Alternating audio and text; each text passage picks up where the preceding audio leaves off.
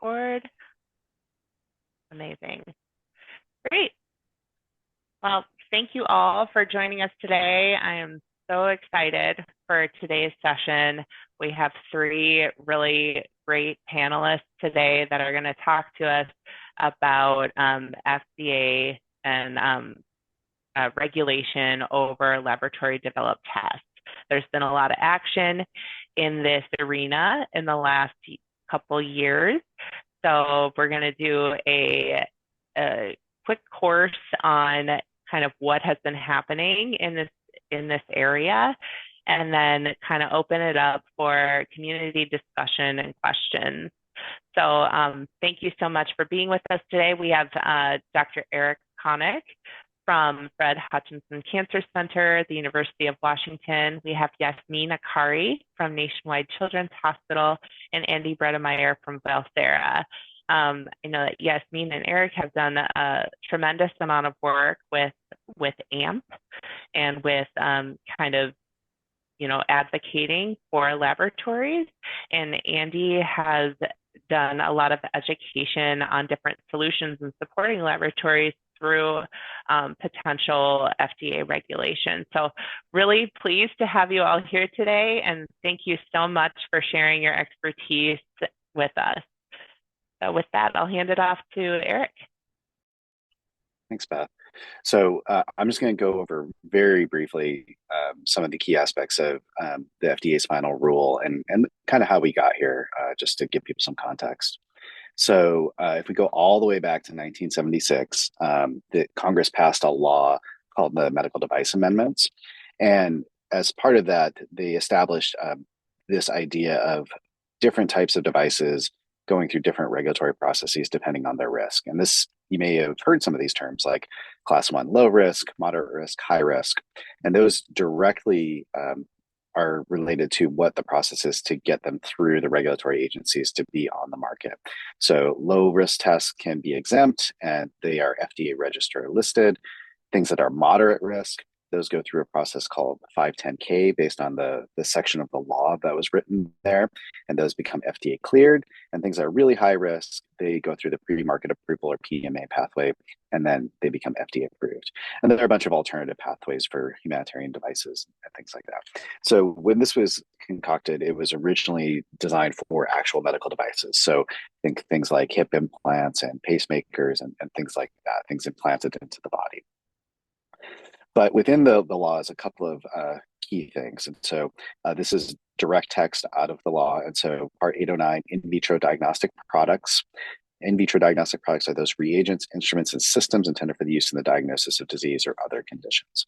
So since the late 80s, mid 90s, FDA has kind of recognized or has believed that laboratory developed tests are medical devices, and they have the regulatory authority based on these words in the law. You can see that they don't necessarily say exactly tests, but this is where FDA has kind of gotten its authority from. And so a bunch of different things have happened. Laws have attempted to be passed, different regulations attempted to be enacted. Nothing really happened until last October, when FDA put out a proposed rule. And the proposed rule was about 83 pages, about 24,000 words. They took a bunch of public comments, responded to those in May of this year, and produced the final rule, which ended up being 528 pages. You can see about 176,000 words or so. The key thing is that the rule itself is about the same, and then the comments are extensive. But really, all of this boils down to these 10 words down here. And so basically the final rule is going to amend the definition of in vitro diagnostic products and FDA regulations to state that IVDs are devices under the Food, Drug, and Cosmetics Act based on the medical device amendments, including when the manufacturer of these products is a laboratory. And so this is the final rule, these 10 words. And basically what it does is transform any laboratory that offers a laboratory developed test into a manufacturer. And so that's important because laboratories now have to abide by the regulations that manufacturers do for the most part. Okay. The other part of this was there's a timeline that has been instituted as well. And this all kicks off of May 6th this year. when the final rule was published. And basically, in about 1 year increments, we have different requirements that we have to abide by. So, May 6th of next year, in stage 1, we have to report medical device removals, medical device events, removals, and corrections. The following year, we're going to have to register and list all the tests that we do that are laboratory developed or modifications of FDA cleared or approved tests. The following year, we're going to have to implement the quality systems regulations, at least a subset of those. And then in November of 2027, we're going to have to submit new tests to the pre-market approval pathway if they're high risk. And then the following May, we're going to have to submit tests via the 510K or de novo for moderate risk. On top of all that, we're also going to have to worry about negotiating with the government what we're going to pay them to do this. That's something called the Medical Device User Fee Amendments 6 or MDUFA. And those will go into effect in October of 2027. Okay, so there's a couple of areas where there's continued enforcement discretion.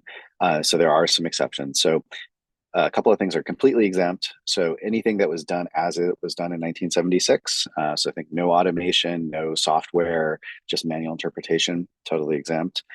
Any testing for HLA for transplantation is also exempt because FDA indicated that these types of tests are really needed for immediate patient care and are very critical. So they just exempted them. Anything that's for forensic purposes. So I think, CSI type applications. Anything that's done at the VA or DoD laboratories are also completely exempt. And then we start looking at, what are the things that have partial exemptions. So if a laboratory takes its test through New York State CLEP program, they have to abide by stages 1, 2, and 3, but not submit to the FDA. If there are unmet needs within a health system, and so that the FDA defines this very specifically as having the same corporate structure. So again, not doing outreach testing or anything like that. You don't have to do quality system regulations or submit to the FDA, but there's some very specific restrictions around those. Anything that's currently on the market as of May 6th, we can continue to use. We're going to have to report errors and removals and corrections, and then also register and list those. And then there's some red blood antigen things that have just a partial exemption as well. Okay. So for anyone who's gone through the FDA, this is an expensive process. And so there's a couple of different estimates here of what this is going to cost. FDA estimates a PMA costs about $4.5 million. A Stanford study from 2010 estimated that was about $75 million. Looking at a PMA, or sorry, a 510K submission, $24 million was a Stanford study versus $500,000 from FDA analysis. So there was a study done from ARUP, I think it was last year, where they looked at the number of tests that were ordered, and about half of the tests that were ordered numerically were laboratory developed tests. The other half were FDA cleared or approved. Those tests that are FDA cleared and approved, they test somewhere in the range of like 96% of all the samples. But you can get an idea that there's a lot of tests out there laboratory developed that are going to have to think about going through this process as those tests are revised over the years. FDA estimates about half of the tests will have to be submitted at 510K or PMA, and about 10% of all tests will need a PMA. So if you think about how many tests have been developed over time, so if we look at New York State, it's about 15,000 tests that they've reviewed since 1991. So it's definitely an underestimate because it's just tests for New York State patients. And the FDA is also thinking that it's probably, 40,000-ish tests that are going to have to be reviewed, and then about 4,000 tests that are going to have to be reviewed after that. And so you can imagine this is a huge workload increase for the FDA as well. So expensive, huge workload, not just on laboratories, but also for the agency. Okay. And so, again, there's this complete and partial discretion, enforcement discretion, and some things that, some categories will have to abide by certain requirements. So again, the adverse event reporting, registration, listing, QSRs. And then this is a distillation of law stuff that I've done over the years, but I think the discussion is the most important part. So let's get to that.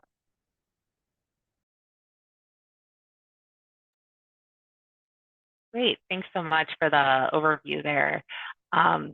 So we had met before and kind of talked through some of the main issues that people are interested in with this FDA discussion. And this is really meant to be very interactive. So if any of our audience members have have any specific questions, feel free to raise your hand or put them in the chat.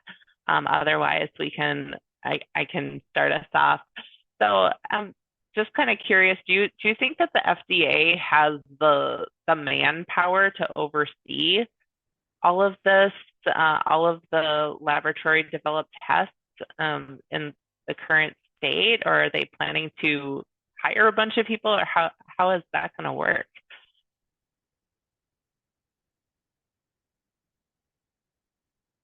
Oh, I'm calling on you, Eric. Okay, I was gonna say, do you want to call off of us?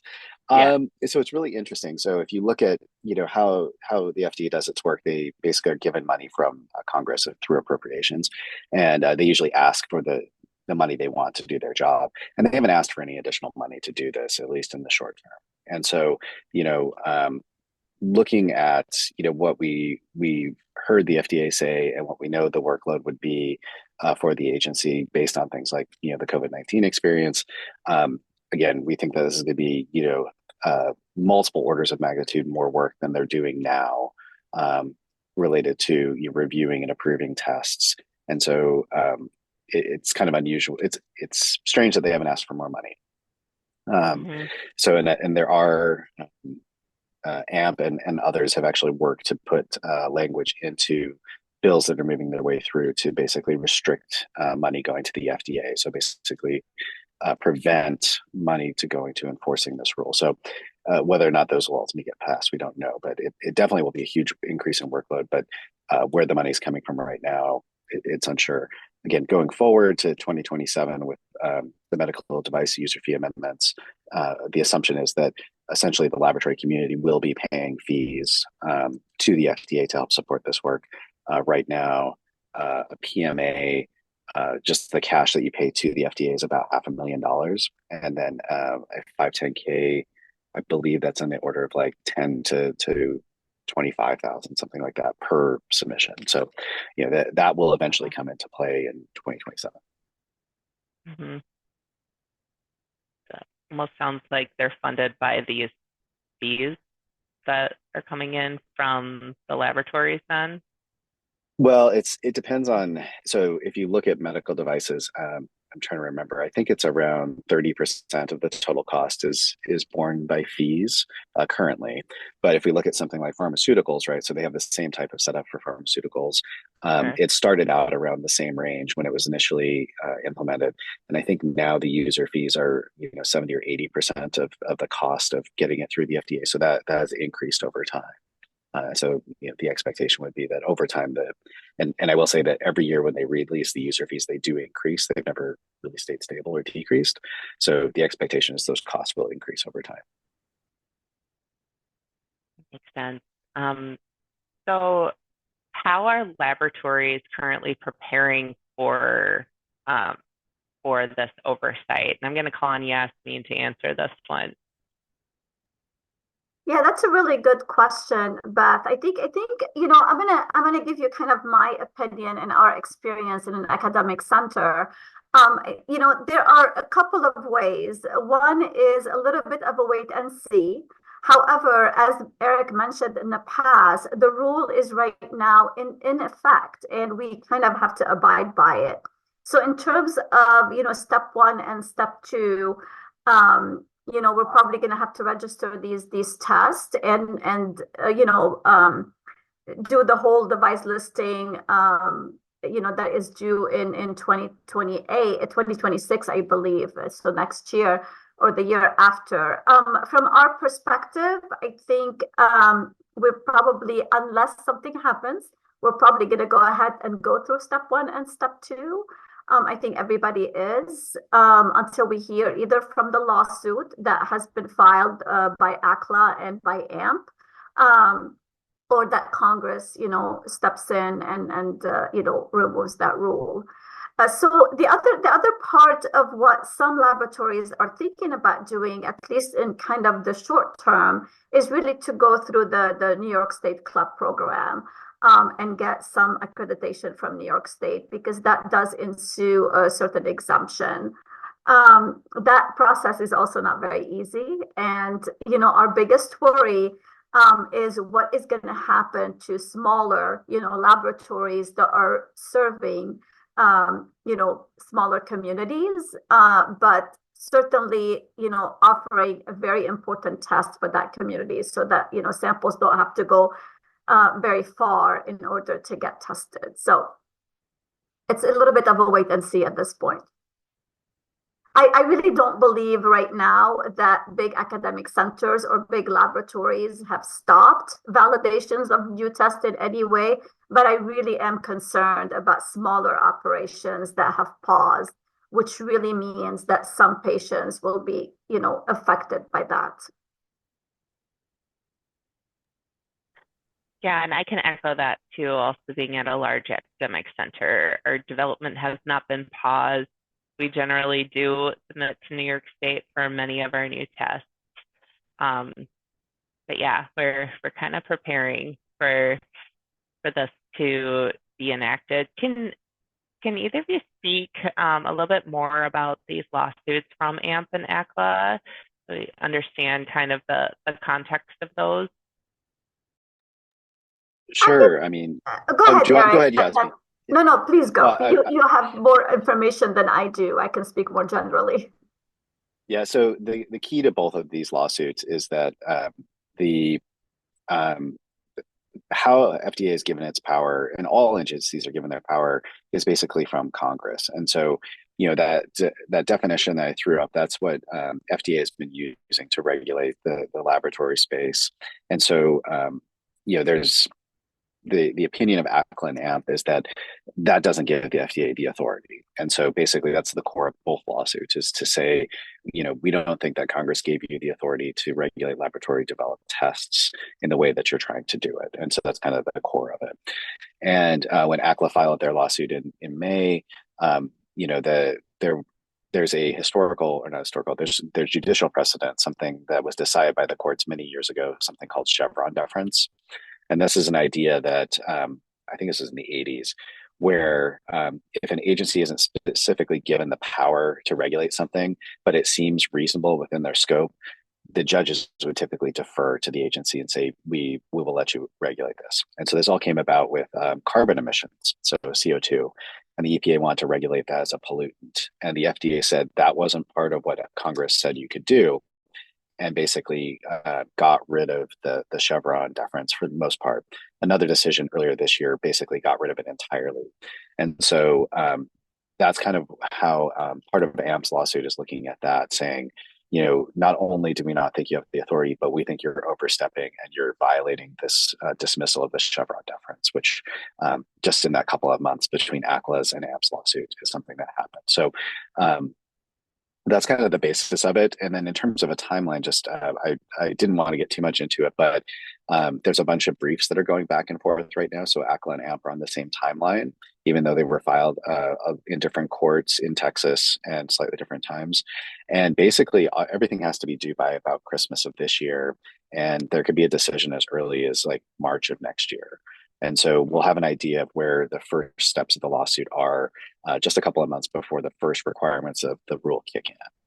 So that's just kind of a really brief overview. Thank you for that.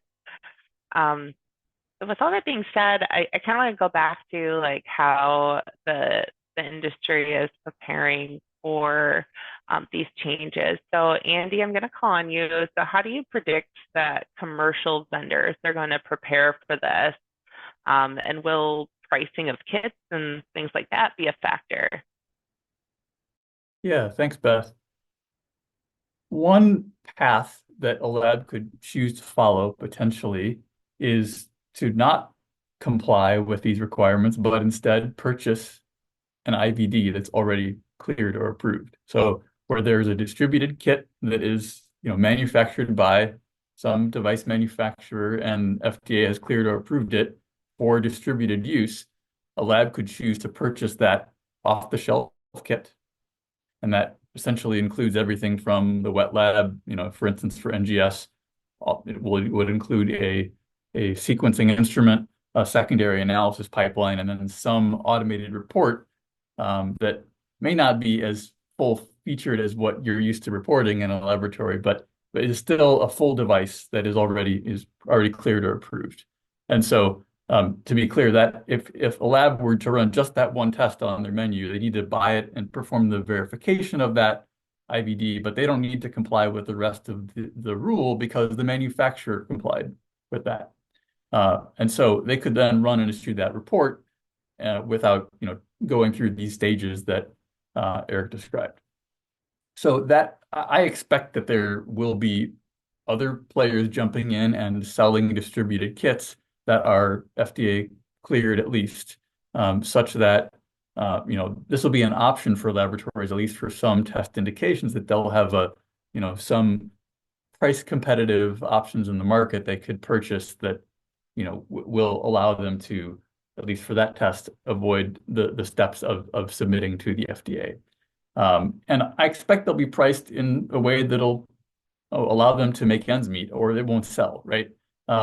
So it may be a difficult problem for some manufacturers to solve. We'll see. There could be a big gap between what's feasible for pricing that'll be attractive and given what it costs to submit to the FDA. So there's no guarantee this will come together in time. But I know of some devices that are recently Illumina announced a TSO comprehensive test that has gained FDA approval. And so that's basically your TSO 500 test, but in IVD form. And PGDX has a test for solid tumors in NGS. I'm giving an example of NGS testing, which many in this forum are used to thinking about. But those I expect to be an option, but it may not serve all test indications for all that laboratories want to be able to serve, and so it might not be the silver bullet for all test needs. Yeah, thank you. And then I just wanted to clarify, like, when does something become an LDT? If you buy a IVD kit, I mean, you really can't alter anything, right? Or is there any kind of flexibility there if you want to optimize testing? It's very limited. The rule does address this to an extent and describes a little bit of flexibility of very modest modifications. I'm not sure I can come up with one that I'm confident in that would qualify. So in many cases that won't practically help you very much. One thing that we recognize among our customers, so Valsera was formerly Purion, you may have heard of, and has a platform for helping labs accession, perform secondary, tertiary analysis, with our knowledge base, do reporting for clinical NGS. We're hearing from customers that an IVD test is great, but if all it does is list a bunch of variants that are of clinical significance or potential significance, but has no detail about why those variants are important, is there a drug approved, is there a trial, that will not necessarily serve the need of their oncologist customers. And so we're looking to develop a solution where the validated variants from an IVD, a clinically validated, analytically validated variants, from an IVD, can be taken into a workflow where the lab can practice medicine and apply their own interpretation with their medical knowledge. Because I think that a report that has some more detail that could accompany the IVD report would be a more compelling offering than just a list of variants that you might get from some of these approved devices. So that's a challenge that we're looking to make sure we can help serve, and I think others are looking at that too. Yeah, thank you.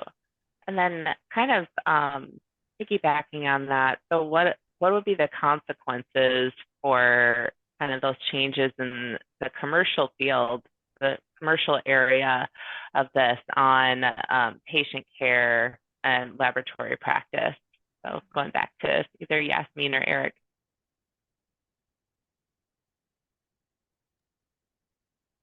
I could start, and then Eric can certainly jump in with his expertise. Beth, it's a really good question. I think at the end of the day, it all comes down to economics and quality, right? We have to offer the best quality test for our patients. but resources, economic resources, financial resources are very limited. So, I mean, what Andy mentioned, I think, is a really good solution. I think these prices have to be competitive. In the past, and this is where part of the lawsuits have really come into play. Part of it is that we've always felt that yes, there are some IVDs on the market that we can purchase. Usually they are more expensive, not always, but sometimes they are more expensive. And we always felt that this community of laboratory directors and laboratory professionals and molecular pathologists really have the expertise to build an LDT. And that is really the basis of why the FDA rule was kind of it created such a what do you call that, a panic, right? Like, what are you guys doing? We know how to do this job, right? We are board certified. We have an educational kind of regulatory to it. We have CLIA. And so because laboratories have always been concerned about cost, is the solution attractive in terms of comparing it to an FDA submission? Perhaps. Only time will tell how much will it serve laboratories. The other thing, and I know that Eric will hopefully touch upon, is really the basis. There are a lot of bases of why AMP has decided to sue the FDA. Part of it is the fact that the precedent has not really been successful. Like, what are they doing? Kind of, proposing this rule and implementing this rule. But also it really, really impinges on the practice of medicine, that they are not, expert in practice of medicine, and they should leave that to the professionals. So all these things make us, at least as a community, feel good about the lawsuit, feel optimistic. But as of today, we have to be prepared. And considerations of IVD reagents, products, going through the New York club program is probably prudent, and getting prepared. Yeah, I think the way we've kind of thought about this is basically up to this point, if there's a commercial kit or product that we can use to provide the most value to our patients, that's what we're going to use. If for some reason the commercial options aren't adequately meeting the patient needs, or in a lot of cases there's some indication where there really isn't a commercial product that can meet the patient's needs, those are kind of the spaces where laboratory developed tests have kind of come into play. And then I've been here for a long time. I was at ARUP for a long time, and those decisions of what tests to bring on were often based on what the medical necessity was. Certainly in my current position, there are plenty of things we do that don't make money, but we think are necessary for our patients. And I think one of the key things that's going to happen going forward with the rule, if it's implemented to its full extent, is that it kind of takes away that piece of it. Like, it has to have a financial benefit in order for us to really consider putting in the effort to bring it forward. And the reason for that is because then we lose the opportunity for doing something else. And so I think what we'll see, not immediately, because we have all these tests that are currently available that will continue to be offered for at least some period of time. And so, but over time, I think what we'll see is, whatever the next generation of tests were that were coming down the pike, those are going to be less likely to be available. So, let's go back 15 years and think about NGS, right? So if this rule had been in place at that time, NGS would have been a new technology. Yeah, we were looking at, genomic variants that we knew what they meant, but in the way we're looking at it in a much more massive scale, FDA would have put that in its highest risk category. So requiring a full pre-market submission in order to go through. Most of those tests were done in academic laboratories initially, before there were commercial options, before companies took those on. But when the commercial companies and the commercial laboratories took them on, there was already kind of a demonstrated benefit. So, they kind of knew what they were getting into. They knew that there was going to be a return on that at some point, so they could make those investments. And so we're not going to see that with whatever the next technology is. And so, I look at long read sequencing and some of the really neat things that we're seeing kind of in the transition from that research to clinical space. I suspect that would be considered a high risk test by the FDA. And so, we're not going to see those tests being developed in, academic labs and smaller labs and make them available to be commercialized, in 10 or 15 years. So that's kind of where I worry about is, looking probably towards the next decade. And it's not necessarily, we're not going to necessarily know what we're missing because we were never really able to demonstrate that something was going to be useful to our patients. So I think that's kind of the consequence. And then this more economic focus rather than medically focused look on how we're using our testing. Eric, do you think that the unmet need carve out in a healthcare system will alleviate that to some extent? Or if the indication is already served with an old technology, then you'll have no opportunity to try the new because it won't really be unmet. It'll just be so the unmet need it's interesting because you have to do it within your own health system, right? So if you have a large health system, you might be able to do that. The flip side of that is that, when we think of an unmet need, FDA's definition of unmet need is that there isn't an FDA cleared or approved product to test for that. So you actually kind of potentially have this race. So whatever lab is able to get something cleared or approved first, basically they have the market. And then everybody else has to, play catch up after that. And so there's financial incentives then, for some labs to push things forward, but at the same time, for a lab like ours, where we have an academic interest in something, again, it's an opportunity cost. So, internally we talk about it and say, well, it's really interesting, but if somebody beats us to market and gets approved, then we can't offer our test, right? Because we just have to send it out because our now is literally illegal if there is a cleared or approved test. And so there's no flexibility in the rule related to that. So I think, it sounds really good, but I think in practice, we're going to see labs being very, very conservative in that area. Again, there may be some play around it, but I don't think it offers the flexibility that many people think it does. Sure. Well, along with that kind of thought process, we do have a question in the chat and says, could a consortium of laboratories make a single FDA submission, allowing them to offer the cleared test locally, with the caveat that getting a consortium to agree on a common SOP could be problematic?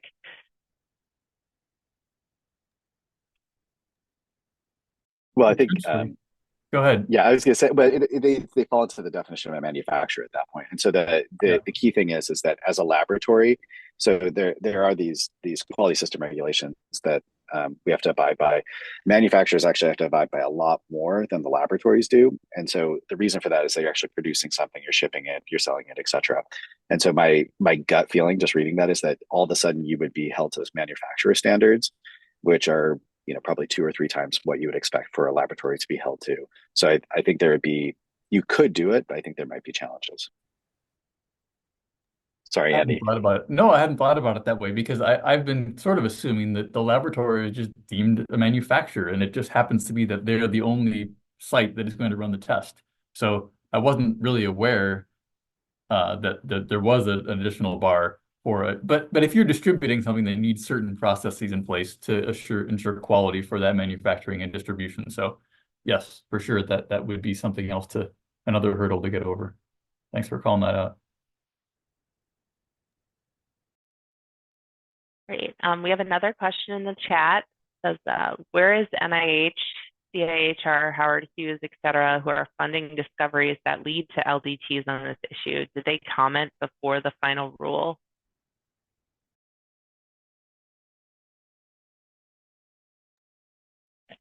I mean, I don't know the answer to that question. We may not have any shrugs. I don't have the answer to that question either. I think it's a really interesting question because LDTs come from research and discoveries usually. It's really kind of an interesting. I don't know that NIH made an official statement. Do you know, Eric or Andy? I'm trying to remember. I can't. But what I can say is if we look at like a big flagship study like All of Us, Mhm. right? So those had to go through the IDE process. And I could say, those were distributed across different labs across the country.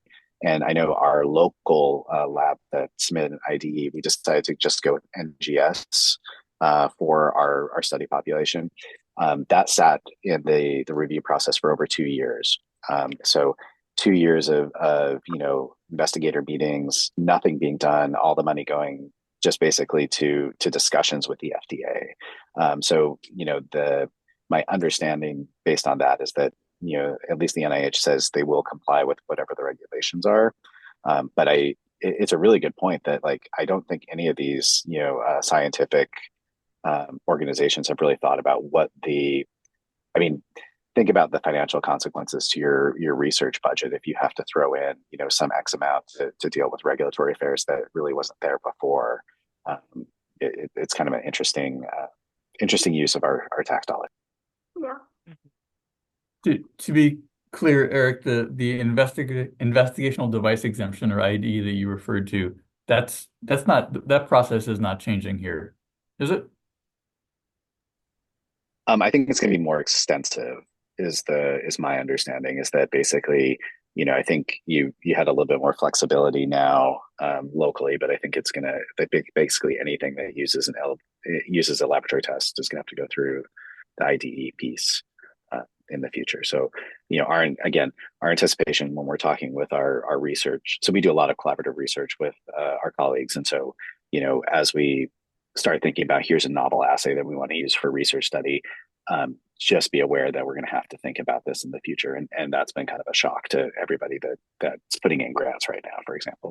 So previously, maybe the bar for what would require an IDE was lower, and is the rule explicit about this, or are you kind of reading between the lines? No, I think it's in there. I'd have to go back and double check, but it's kind of in terms of like the hierarchy of things. It's what's impacting clinical care, and then second is going to be research.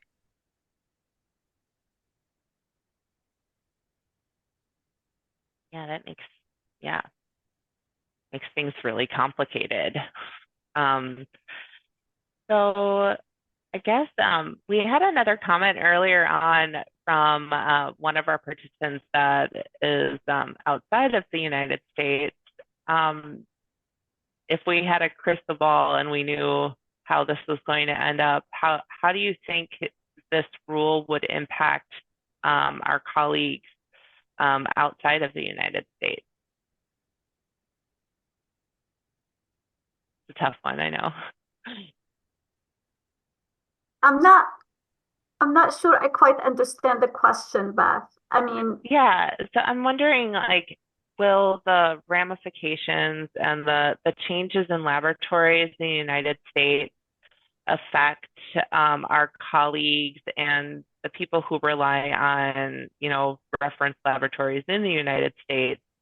How could that affect those folks? I mean, I'll start, and perhaps Andy or Eric can jump in. We know that regulatory elements in the U.S. does affect of our colleagues in Canada or our colleagues in Europe and across the world. I think how this is going to happen is a little bit unclear to most of us. But to your point regarding specimens coming in from outside the US being tested in reference labs in the US, our biggest concern is first feasibility and also cost. So I think this is a little bit, I know that the Europeans and the Canadians are waiting to see what happens with the final rule. We haven't heard any comments about how this will affect them. I mean, Europe has a different regulatory process that is totally different from here. But yeah, I mean, I think it may affect them. That's all really I know how to answer this. I don't know, Andy, Eric. It could be an opportunity in the medium term, right? Where not sure about getting business on U.S. patients, but certainly if there's international patients who have tended to send to U.S. labs, then there may be international labs in their own countries that might be able to be more nimble than a U.S. lab may be able to. But I think I agree that, long term there will probably be some alignment between regions or countries, and the playing field will level out a bit. Yeah, there's been a longstanding process of trying to harmonize regulations, especially across the U.S. and Europe in different ways. And so there, as Yassmine mentioned, there's kind of a regulatory paradigm change in Europe that's been going on for about 10 years. And so a lot of those regulations may be harmonized with what the FDA is doing eventually. I can't really speak to Canada, but again, that's a longstanding goal of the agency. And of course, the agency, especially the U.S., only has so much power to harmonize, because then Congress comes in and says, well, that's nice, but, right? And so that can all go out the window pretty fast. There's a couple more comments in the chat. So one comment is the various manufacturers may cease to develop RUO versions of their tests, increasing their costs. Sounds like that is very much a possibility if this goes through. It's going to be interesting, because as Andy mentioned, it's going to be really which one is going to be more expensive. Buying their FDA already cleared or approved reagents or kits, or submitting to the FDA ourselves, right? I think Andy said that for the manufacturers, which I definitely appreciated, there may be an opportunity for them to level the cost a little bit and provide these kind of reagents. So we'll really see. We'll have to wait and see. Yeah, I'll also mention that so the FDA has had a couple of webinars about the rule and specific things. And, for the most part, it's just reiterating what's in the rule, so it isn't very helpful, but occasionally they throw out little tidbits. And one of the tidbits is about RUO, not just kits, but reagents. And so if you develop a laboratory developed test, you can use an RUO kit, you can use a reagent, whatever, but you have to qualify those. And so you're going to have to go through all the processes of, quality control and demonstrating, what the requirements are and everything else. So think about like an instrument that's an RUO. You're going to have to do all those demonstrations that this has like grounding, and it doesn't have radio frequency interference, and like all these other things that come as part of like a instrument that's gone through the FDA process. So there are versions of instruments, and I think about sequencers, right? You can buy the DX models from Illumina that have gone through that process. But like for other things like a mass specs, I'm not aware of anything like that. So it's one of those things where just like the baseline amount of work you're gonna have to do to qualify just basic reagents, DNA extraction kits, general purpose reagents are probably okay, but anything that comes in a kit, there's a lot of work that's gonna have to go into that before you can even get to the point of submitting it to the FDA. The other thing to think about is that there's all these requirements and things like that, and you can get out some of it by submitting to New York State, but you're still responsible for all the documentation. And so if FDA comes in and does an inspection, which they can under the rule, you have to have everything set up for the FDA, even though you didn't submit to the agency directly. So there's there's lots of complications with all the exceptions. Mm-hmm. Yep, it seems like a lot of gray area that we have to be prepared to manage. So there is another comment in the chat from Obi Griffith. He said, before this, I mostly regretted the overturning of Chevron deference, generally being in favor of allowing smart, dedicated civil servants to make reasonable decisions related to EPA regulation of environmental concerns in the absence of functioning Congress. Now it seems like the loss of Chevron deference could prevent the FDA overstep for LDTs, which would be a good thing. Is there a concern that AMP or ACLA succeed in getting the FDA rule overturned only to have it returned later when Chevron deference is restored for good or unrelated reasons? Obi, you expecting some like legal experts on this call? I realize this is a totally unfair question. I just hadn't thought about it before until Eric kind of like explained that the loss of Chevron deference may be important in this lawsuit.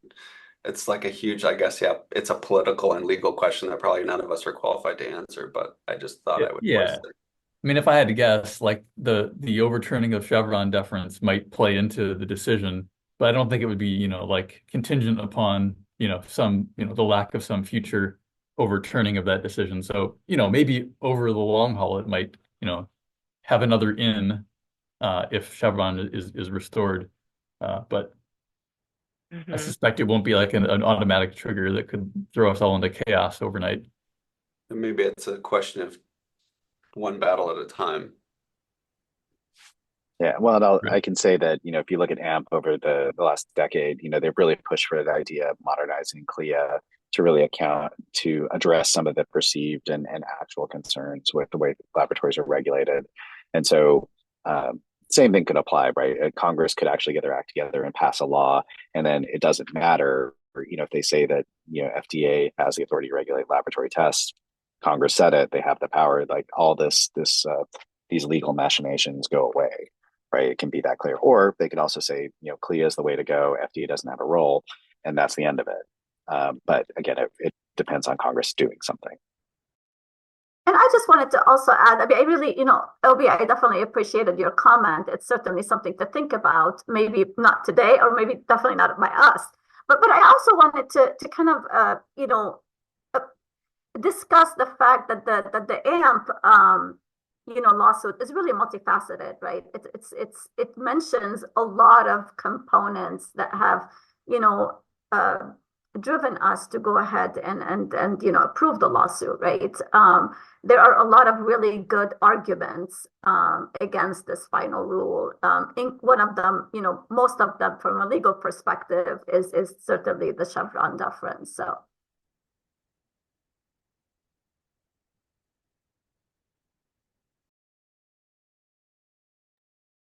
Thank you for all chiming in on that. It's a really interesting thing. Interesting how two seemingly very unrelated things somehow become connected here. So appreciate your time and explanation for that. And thank you, Obi, for asking the question. So I guess related to how our like agencies are handling this, is there anything that CAP is doing to help with this issue at all?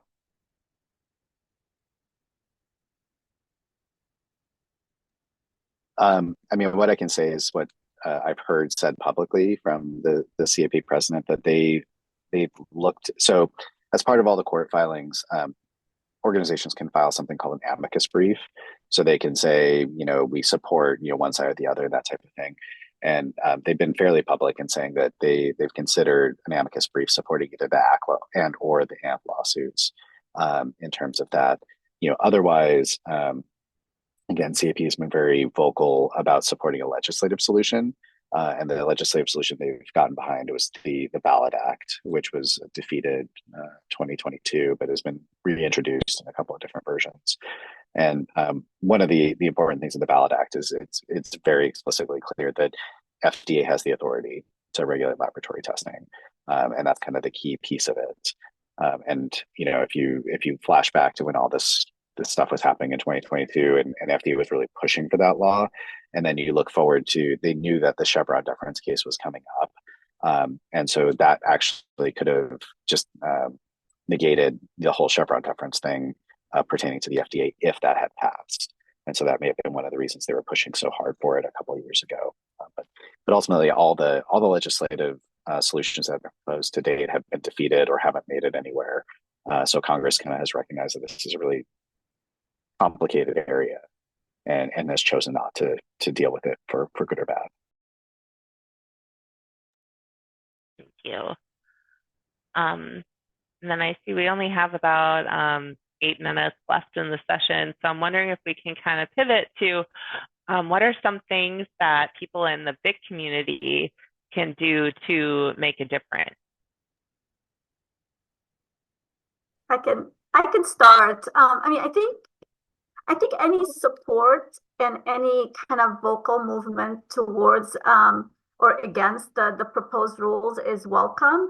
As Eric mentioned, we are certainly, we as an, I'm going to speak right now on behalf of AMP, which I probably shouldn't, but, you know, AMP is certainly open and welcomes any submission of amicus brief from any organizations that are willing to do so in support of their lawsuits, and also ACLAS. That is certainly one way to do that. If any of the VICC community have, authority over organizations like that. The other thing is that we have to continue talking to our representatives and explaining why the proposed rule is really going to be, have a negative impact, one on patient care and the other one on the laboratory community, and our ability to serve our patients. So, as vocal as we can be and as supportive of these lawsuits as we can be, we will certainly appreciate that. I mean, this is a community effort, and the more we talk about it, the better. So that's my 2 cents, but certainly something that we should continue to discuss. How can we individually and collectively as a community help defeat this proposed rule? Yeah, I'll just echo what Yassmine said and add that I think the other piece of it is, there are regulations and proposals coming out all the time, and the government is required to receive feedback on a lot of those in the form of comments, and oftentimes has to respond to those comments. It takes a lot of time to read through these things and parse them out and to respond.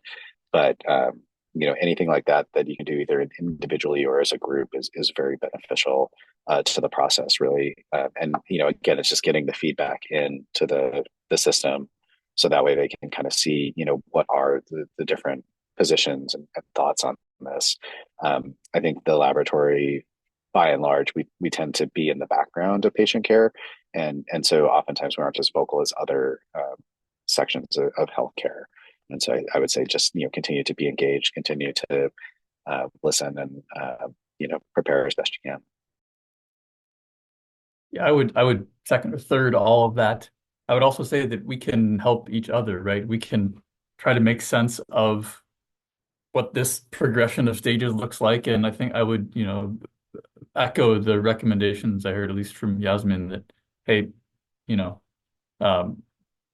being prepared to comply with stage 1 and 2 makes a lot of sense. Like, we can't count on lawsuits changing the course of things, and it buys time to determine your lab strategy over the 3rd and 4th years.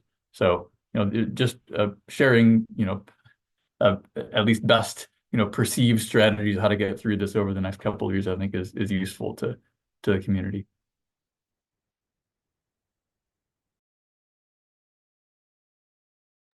Great, thank you. We do have, so we have a couple comments about additional education that we can receive on getting laboratories prepared for at least levels 1 and 2 of the FDA rule. So CAP started a 6-series webinar recently. This was added to the chat. You can check it out. During the first session, CAP president said, although this rule may not get approval, they are conducting a webinar series to prepare labs if the FDA rule goes through. And then thank you, Dr. Konnick, for letting us know also that AACC and ADLM and APC are having similar practical series. APC series for members. Thanks. And then we have one more comment that says the rule will serve cancer patients poorly. There are often multiple driver mutations that tumors involve. No single test can capture them all. This means that test performance is compromised. I think that's all of our concern from the entire community here. Is we want our patients to have the best care possible, and even, I mean, Yassmine was saying a lot of our concern is for these small community laboratories that serve their local communities, and how how is that going to impact those patients that need care now, and can't really wait for care, 3 weeks from now. So yeah, that's a very, very good point and well received. So yeah, anyhow, thank you so much for joining us today. This has been a real treat for us to learn from you and to hear kind of your efforts of advocacy and optimism. So thank you all for joining today. I really, really appreciate the time, and looking forward to talking to you again soon. Hopefully, maybe we can plan for a wrap up of this in 6 months or year or something like that. Hopefully with good news. Yeah, hopefully with good news. Absolutely. Well, thank you so much for having us, and thanks for everybody for the questions. We really appreciate it. Thank you, Thank you, everyone. Beth. Thanks. Have a Thanks great all. week, everyone.